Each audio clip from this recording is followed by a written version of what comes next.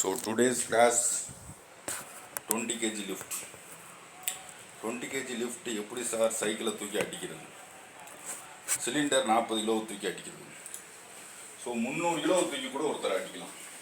Okay, அப்போ எப்படி sir 1 kg 20. So ஹிஸ்ட்ரியில் என்ன இருக்குது, 234 கிலோ தூக்கியிருக்கான்னு ஹிஸ்ட்ரியில் இருக்குது புக்கில். Only by practice of yoga.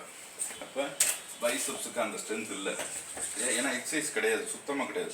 So voluntary involuntary மசில்ஸுக்கு அந்தளவுக்கு ஸ்ட்ரென்த் இல்லை, பிடிக்க முடியாது. அப்போ எடுக்கிறது நல்ல டம்பிள்ஸ் எடுத்தால் வரும்.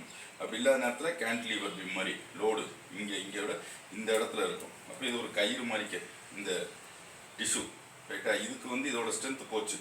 அப்போ எப்படி சார் தூக்குறது 20 கிலோ? இப்படி இருக்குல்ல,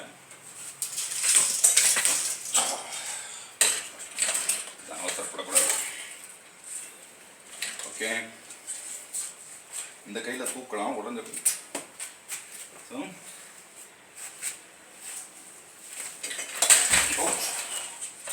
அம்மா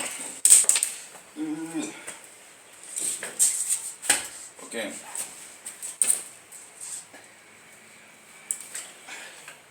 இப்படி தூக்கலாம், ரொம்ப ஈஸியாக இருக்கு பாருங்க லிஃப்ட். ரைட்டா, இழப்பாரு.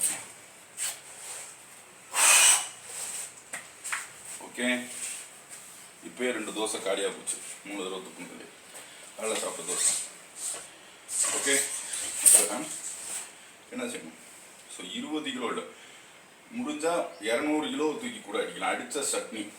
ரைட்டா, அப்போ எங்கே சார் ஒரு வாலண்டரி மசில்ஸோட இது நல்லா எக்ஸசைஸ் பண்ணவங்களால கூட இப்படி தூக்குறது ரொம்ப லேட் ஆகும் டம்பிள்ஸை. ரைட்டா, அப்போ என்ன செய்யணும், ஒரு 20 கிலோ டக்குன்னு லிஃப்ட் பண்ணணும், படக்குன்னு அடிக்கணும், கொடுத்து தடாருன்னு போட்டுரும் தலையில். அப்போ எந்த ஸ்பாட்லேருந்து போடுறது, இங்கே இல்லை இங்கேருந்து தூக்கலாம், தெரியாது, தப்பில்லை. அப்போ இது தூக்கி ஓகே அப்படியே லிஃப்ட் பண்ணணும், லிஃப்ட் பண்ணி மாட்டின்னு. ஓகே, இப்போ பனீஸ்வர் படத்தில் கட்டுறாங்கள அது மாதிரி. அப்போ திரும்ப ஸ்டடியாக நிற்கணும். ஓகே, அப்போ ஜாமெண்ட்ரி, ஆப்ஜெக்டோட ஜாமெண்ட்ரின்றது முக்கியம் இல்லை. பிடிச்சி